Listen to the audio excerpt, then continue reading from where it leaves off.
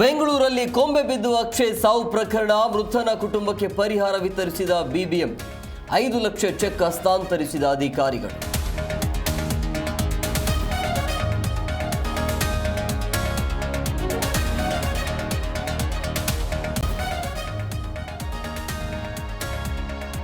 ವಸತಿ ನಿಲಯಗಳಲ್ಲಿ ಅಲ್ಪಸಂಖ್ಯಾತರಿಗೆ ಮೀಸಲಾತಿ ವಿಚಾರ. ನಮ್ಮ ಸರ್ಕಾರ ಯಾರಿಗೂ ಅನ್ಯಾಯ ಮಾಡ್ತಿಲ್ಲ, ನಮ್ಮದು ಸಮಪಾಲು ಸಮಬಾಳು ಸಿದ್ಧಾಂತ ಎಂದ ಡಿಕೆ.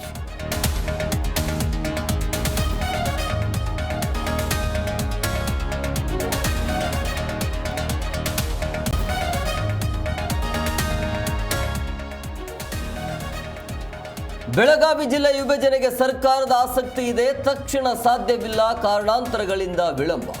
ಸಚಿವ ಸತೀಶ್ ಜಾರಕಿಹೊಳಿ ಸ್ಪಷ್ಟನೆ.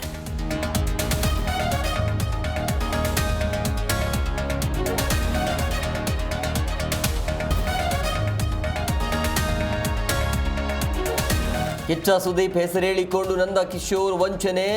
ಶಬರಿ ಶೆಟ್ಟಿ ಎಂಬವರಿಗೆ 22 ಲಕ್ಷಕ್ಕೆ ಧೋಖ. 9 ವರ್ಷಗಳಿಂದ ಹಣ ವಾಪಸ್ ನೀಡಿಲ್ಲ ಎಂದು ಆರೋಪ.